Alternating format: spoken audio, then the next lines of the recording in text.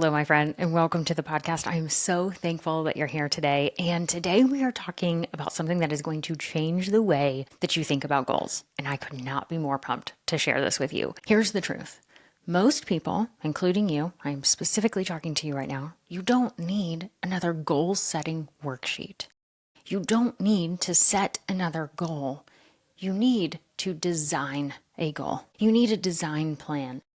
See, what I've realized is that anyone can set a goal, just like you can set a cup on a table and walk away and forget about it. And that's what we do with so many of our goals. We say something, we set a goal. Specifically, we're at this time of the recording, we're going into the last part of the year, which ends up being New Year's resolutions, right? But we set goals all year long. And we think about this as like, oh, I'm going to set a goal. And we set it and forget it. We set it and forget it. And I don't want you to do that anymore. And so when I think about this idea of goal design, and that's what I'm going to refer to in this podcast episode and going forward, is designing your goal versus setting a goal. And it's so different. And so I'm excited to share this with you. And I'm really excited for you to take this into your real life and apply it. So keep me posted on how it's going. But first I want to talk about why goal setting actually fails. And the reality is that so many times we can say we want something, which you totally do want. I'm not saying you don't want it, but we set something in the ideal perspective of like, in the ideal world, this is what I would want. My dear friend, unfortunately, we do not live in an ideal world. Maybe you do. If you do live in an ideal world, I would like to talk to you. Because I certainly don't live in that. I swear every time I set a goal, there are challenges that come my way. And so it's just not set up for real life. And I think so many of us, in terms of like those out there trying to help people accomplish goals, we try so hard to give you the formula. And I have found that there's one thing missing in all the formulas I've seen. And it really came to my mind earlier this year when I realized that I was teaching something in a different way. And it's so interesting, like when you really listen to the people on the other side, right, of the screen, of the table, of whatever, and they tell you how you're different. And time again, over the past year and a half or so, I've heard the same thing several times, and it finally clicked one day. And it was, Amanda, I've never heard someone ask that one question when it comes to a goal. And this is how I teach it differently. So this is the biggest piece of the puzzle, but most of goal setting methods talk about what you want and sometimes why you want it. I'm really glad that more and more people are talking about why you want it, because it is a critical piece in understanding what you're setting in terms of a goal. Like when you set that mile marker down the road, like why do you want it? Because if you don't ask that question, you can easily chase something that you actually don't want. Other people say you want it or whatever the case is. So why is a critical piece. But almost never do I hear people ask the question that I ask all of my clients, which is, how do you want to feel as you pursue this goal? See, the reason I ask this question, and I hope it just like settled in you of like, this is not about hustle culture.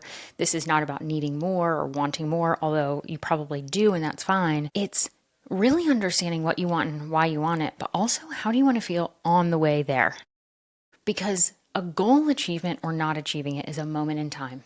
If we think about an Olympian, they have a moment, it's a pretty substantial moment, right? Of standing on that podium and the national anthem plays and they are holding their medal or it's around their neck, right? That is a moment in time. They train for that moment in time for years and years and years. So if they hated that process the entire time, is that really a success when they're standing up there? And I want to ask you the same thing, because maybe you're not standing up there and receiving a medal on an Olympic stage, but that is not everyone's goal. What is your goal? And if you were to achieve it tomorrow, in that moment, you would be hopefully happy, but were you happy on your way there?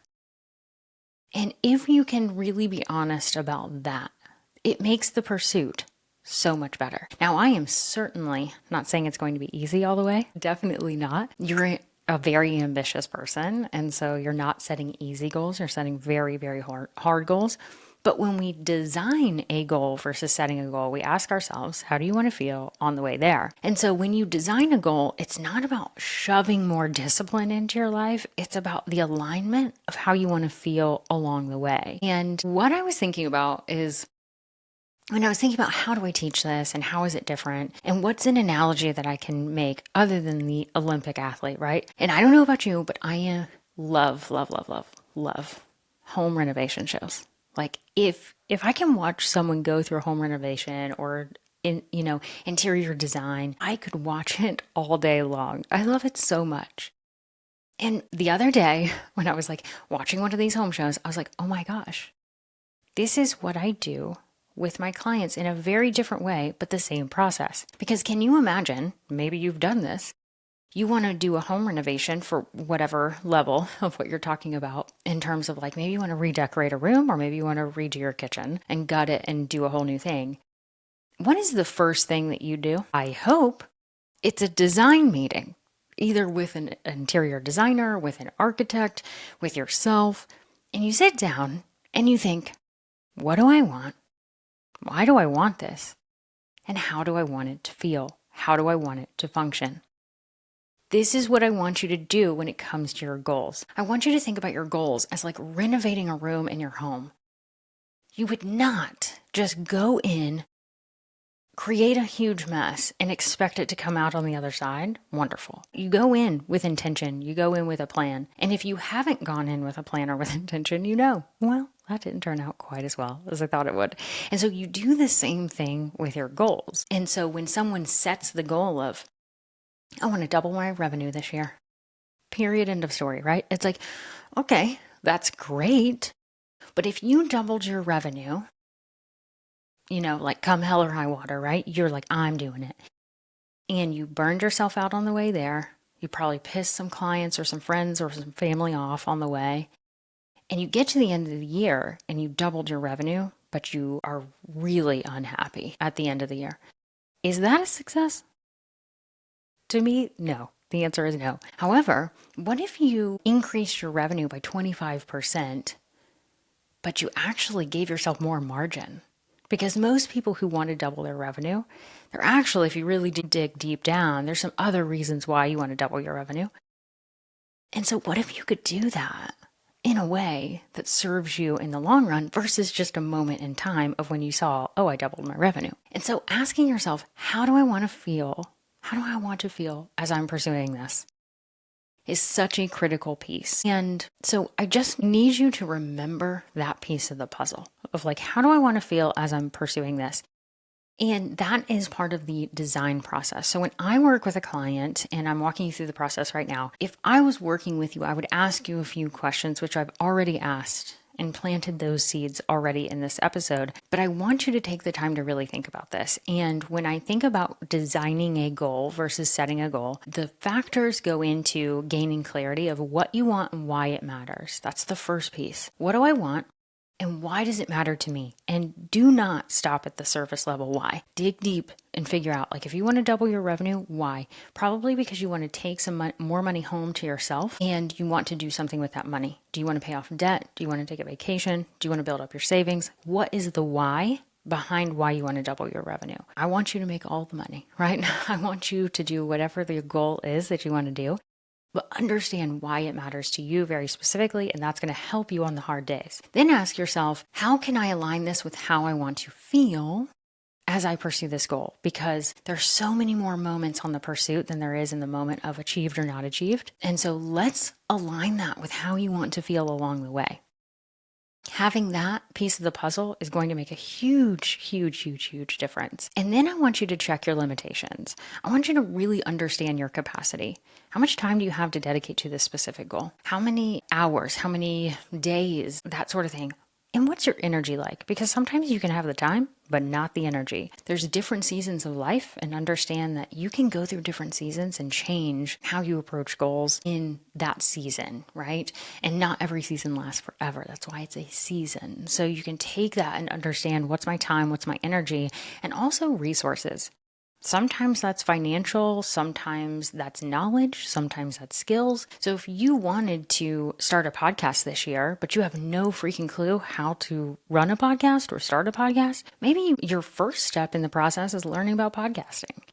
Right? Maybe that first quarter goal isn't about launching the podcast. It's about understanding, okay, what type of podcast do I want to have? Maybe it's learning the process. And so gaining the skills and the knowledge takes it into account. And you may not have known that if you didn't understand your limitations. So often we think of limitations as a bad thing. It's not a bad thing. It's acknowledging what your current season of life is. And those limitations really help you to set a realistic goal. Then you want to understand how to build momentum.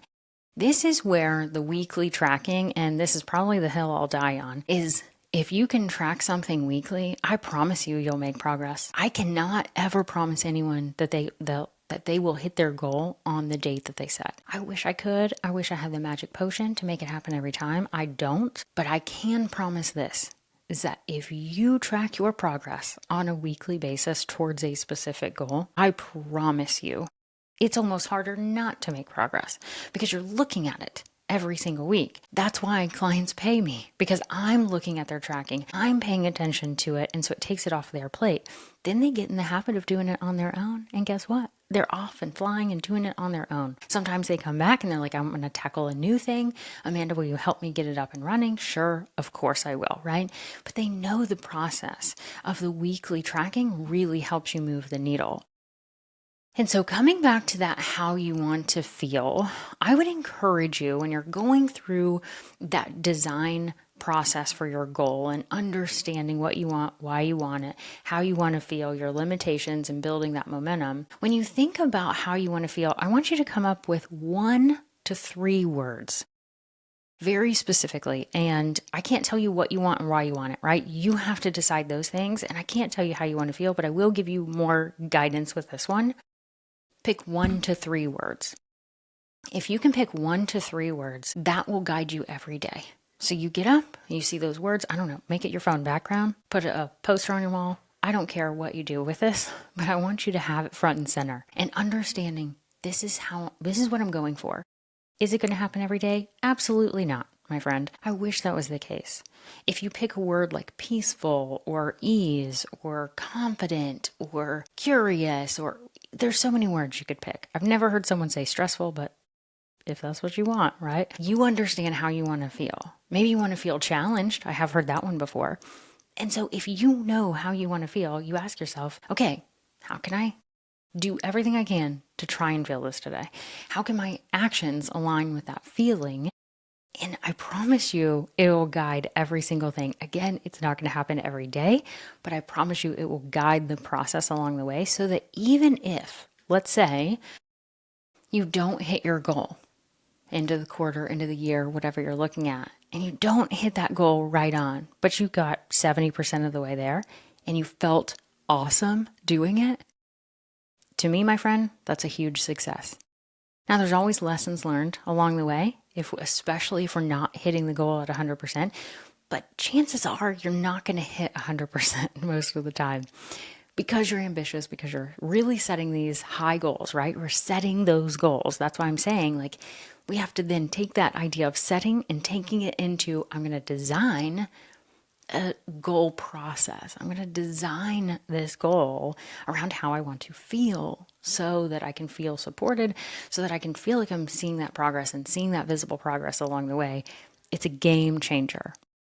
So I hope this has helped you today shift your mind from setting goals to designing goals. And I'm really excited to share more on this topic. So I'm actually going to put together, at the time of this recording, I am in the process of putting it together and it's almost live, right? And so by the time, if you're listening live, this is going to go live in early November of 2025. And so mid-November 2025, I am actually going to open up an on-demand masterclass about goal design. I'm going to go further into all of these specific details of asking yourself these questions with more examples. There's going to be an AI bot that can help you through the process so that you don't feel alone in terms of getting that support and just talking through things.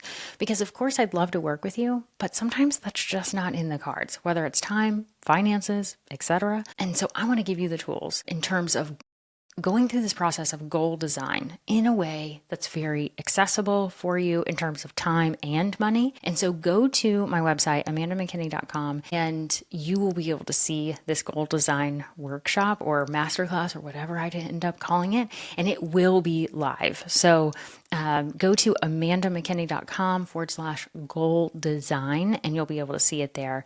And if you're listening to this live, I will have some Black Friday deals this year in 2025. Haven't done it in the last few years. I'm really excited about doing it again this year. And so from the week of November 17th through the 21st, there will be some deals in this on-demand masterclass. It's going to be part of it. So go there and check it out. But even if you're listening in the future, you can absolutely still get access to this. But regardless, maybe you don't even want to do that. And that is totally fine. That is for extra support and guidance along the way. But you can take action, my friend, from this free podcast episode. And I did that on purpose. I wanted you to have all the keys to the castle. And here's what you got to do. You got to ask yourself, what do I want? Why do I want it? How do I want to feel as I'm pursuing it? What is my current season of life and my current limitations? And how can I visibly see momentum every single week as I do this? And I promise you, if you follow that process, you're going to make progress and you're going to see how things evolve and change. And it's going to be such a different experience than setting and forgetting a goal, because you're going to design your goal around your life, around your preferences, around all of the things in terms of how you want to feel. And you're going to feel successful along the way. And I am so excited to hear how this changes the way you think about goals, especially as we're going into a new year, if you're listening to this live. And I'd love to hear from you. So feel free to hit reply to any of my emails. If you're not on my email list, go to my website. You can easily get on there, or talk to me on Instagram or LinkedIn, wherever we're connected. I would love to hear from you. So remember, my dear friend, you don't have to make and set more goals. You need to design a goal that fits what you actually want and how you want to feel along the way. So thank you for listening. Thank you for spending time with me today, and I'll talk to you next time.